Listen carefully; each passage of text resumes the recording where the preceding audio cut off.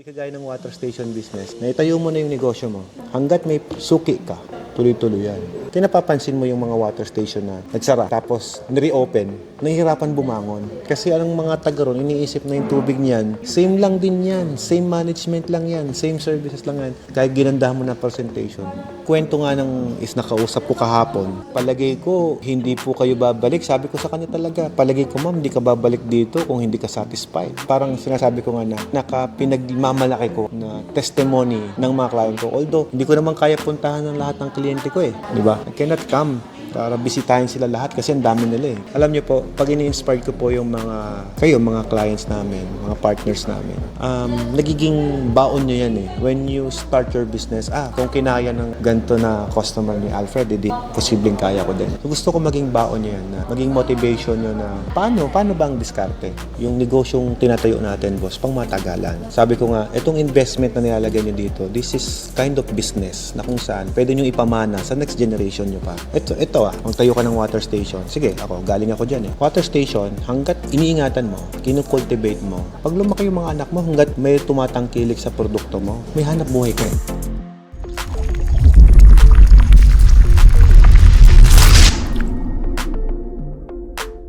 Ano to kasi sir eh, customize. So yun yung sinasabi nga namin sir na nahihirapan silang kopyahin yan kasi iba-iba yung sagot ko sa bawat problema binibigay sa akin. Kaya napapansin nyo sa mga videos ko, bakit sabi nito ganito nung una? Kaya lang, taga-ibang lugar yun. Ibang problema yung binangon niya eh. Gaya ninyo, meron kayong mga water sample na ganito, may mga water analysis na kayo. Pero although meron kayo nito, we will still, pag-aaralan pa rin namin yung tubig na makukuha namin. Kasi hindi namin alam. Ito, yung familiar kami sa mga aparato na ginamit, pero we don't know kung pares kami ng pan-test ng water. So, yun yung mga tinatawag namin trade secret na hindi namin pwedeng i-reveal. Kasi even my staff, hindi nila alam yun. Ako yung gumagawa kasi nun. Kumbaga, ito, may touch ko to. After kong sabihin, ito yung mga amount na ilalagay ko dyan, and then that is the time na magde-decide kami na ito yung ganitong kadami, itong layer lang, itong level lang. Yung customize yung mukha mo, diba? Yep. Kasi yung tubig, pag-aaralan niya mismo. Yun ang sinabi ko sa kanya. Kasi karoon sa dishwater, doon sa dishwater, wala akong Pero sa damit, hindi siya one size fits all. Hindi. Customized. It's for you. I design it for you. Para komportable ka. Siyang Birkenstock. Yeah. Na made for you. Yan.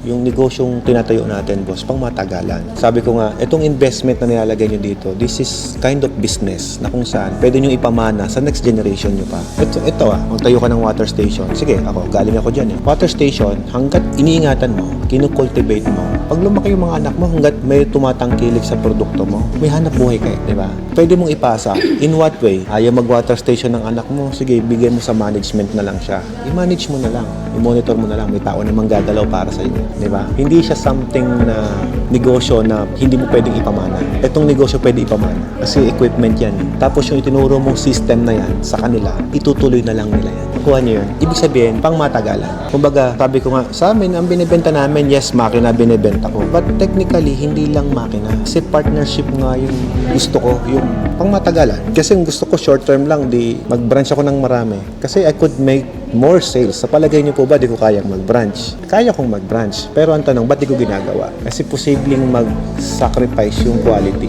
Not unless yung anak ko, pag naturuan ko yung anak ko na, anak, ganito gagawin mo. Eto, sa'yo ko lang ituturo to. O doon siguro magba-branch na ako. Di ba? Kasi anak ko na yun eh. Tinuro ko na sa kanya yung mga dapat niyang gawin eh. Oo. Pero hanggat hindi ko pa manododoble yung sarili ko, hirap itiwala na may sa negosyo natin na water station, any services na itatayo mo, pwede mong ipamana yan. Kunyari, sabi ko nga, buy and sell ka ng sasakyan. Eh, paano kung ayaw ng anak mo mag-buy and sell ng sasakyan? Ayaw niya mag-buy and sell. Iba pala gusto. Paano may papamana yung negosyo na yun? Di ba? Yung mga ganong klaseng negosyo, ikaw dapat ang nakaharap. Dapat first hand ka dun. Di ba? Hindi kagaya ng water station business. Naitayo mo na yung negosyo mo.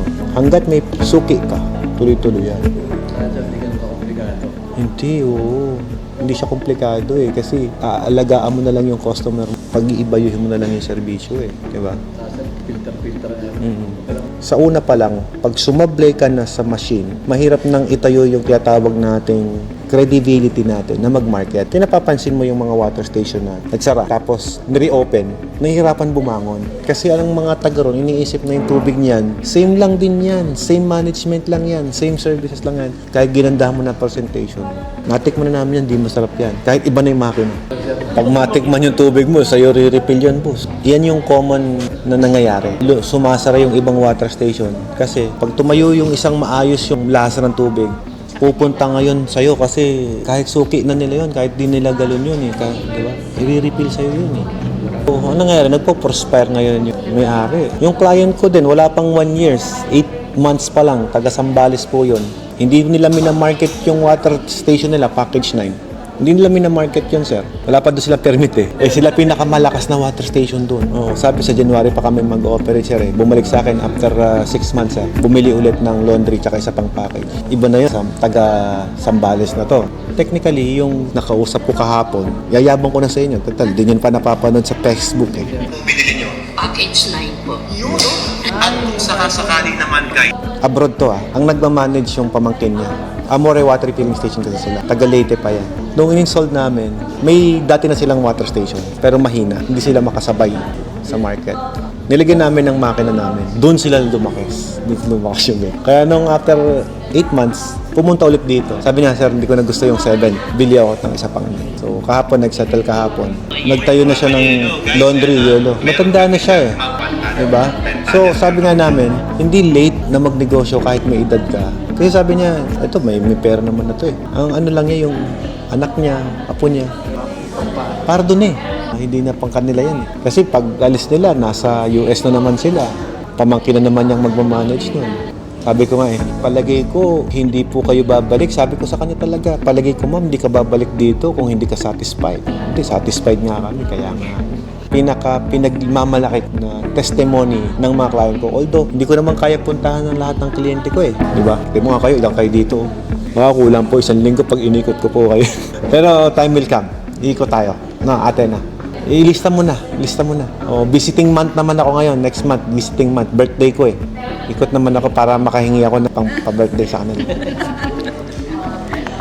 So anyway, I think wala na kayong mga katanungan. Pero I'm happy to share with you yung mga success story na to. Yun naman ang gusto ko, ma'am. Alam niyo po, pag ini-inspire ko po yung mga clients namin, mga partners namin, nagiging baon nyo yan eh. When you start your business, kung kinaya ng ganito na customer ni Alfred, hindi posibleng kaya ko din. Gusto ko maging baon nyo, maging motivation nyo. Paano ba ang diskarte? Tinatanong ko sila actually, sabi nila, medyo struggle din sa una. Pero pagka nakuha mo yung sistema, nako tuloy-tuloy po yan.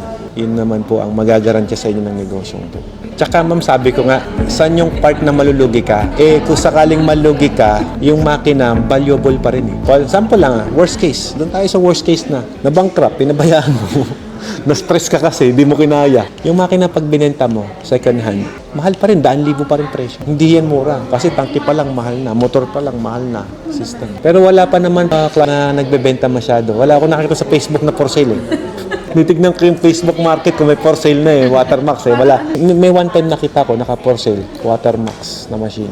May nakita ko isa, pero that was 3 months ago. Nabenta rin agad. Kaya ako naman, sa dami kong kliyente, for example, sabihin mo na 5,000 kayo, may nagbenta isa, 2, para sa akin, good report pa din yun. Bakit? Isipin mo, sa 5,000 pamilya, 2, 3 lang yung nagbebenta.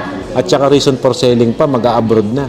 Ibig sabihin po, hindi problema makina. Ang nangyari po, nagmamigrate kasi ginamit lang pampuhunan yun. Makasama yung mga mahal nila sa buhay sa abroad kasi nasa, sila eh. Di ba pag nag-a-apply ka ng visa, ma'am, anong hinahanap sa inyo? Business permit, di ba? Hinahanap sa inyo yan eh kapag nag-a-apply kayo ng visa.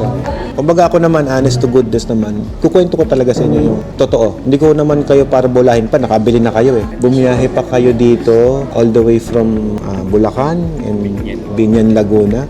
Kung it will inspire you more to do this business, magandang topic yan. Even me, kapag ako nag-a-abroad ako, tapos I'll talk to my friends, isa lang sa pinakagusto ko, pag namomoral boost ako. Kasi doon ako kumukuha ng lakas na ko eh. Ganito to pala, mas mahirap pala yung ginagawa nitong tropa ko eh. Kung kaya nito, mas kaya ko yan. Parang ganun. Kanya-kanya tayo ng burden eh. It's just the way how you handle your problem. 9 yung kinuha po niya eh. Kayo po, anong kukunin niyo? 6. Hindi malaki. Compact yung 6 kasi, no? Gawin mo na yung kontrata ni sir. Ay, gagawin na po ba natin, sir? O, gawin mo na. Dumayo dito yan, tapos di mo pipirmahin ng kontrata. Ito, sir, bigyan kita ng quotation sa solar, tapos pag-aralan mo, sir. Kasi iba-iba naman kasi kami ng brand na ginagamit. Kami naman po kasi, kumbaga, kung ano yung trusted brand namin, yun yung i-recommend ako sa'yo. But usually, yung ginagamit namin, double-sided na solar. Yung kumukuha ng heat dito tsaka sa ilalim.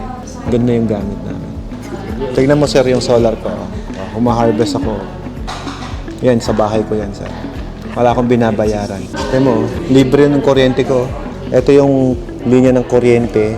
Dapat mag-feed siya sa bahay, di ba? Wala siyang pinipid. Yung solar ko, feed diretso sa bahay. Dalawa po yan. Dito pa lang po malalaman ko na kung bumibili ba ako ng kuryente. Ngayon, pag na-apply na ng net metering, sir, ako na nagbebenta ng kuryente.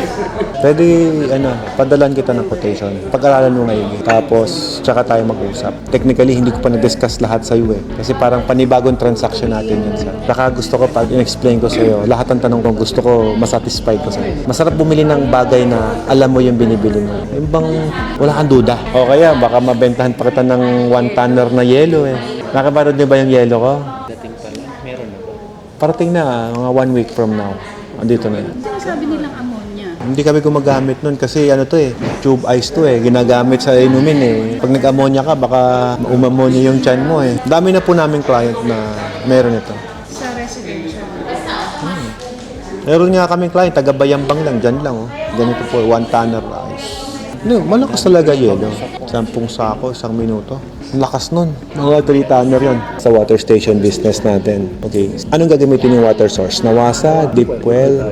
Kung deep well, boss, actually parehas naman siyang maganda. Kaya lang, mas malaki rin ang advantage talaga ng 10 because of the efficiency ng kuryente natin. So let's talk about the kuryente. It's twice na matipid sa 9, yung 10. Parang ganito yan. Before, ang pinaka-high-end namin yung 9, but nung na-perfect na namin yung 10, inalok na rin namin sa market. The 10 is twice na electric efficiency, okay siya. It's twice na mas matipid siya sa electric consumption. So just try to imagine if you are nagbabayad ka ng 20,000 pesos per month, package 10, nasa 10 lang yan. At the same capacity. Ang reason kung bakit ganon is yung running time ng mga horsepower ng motor natin.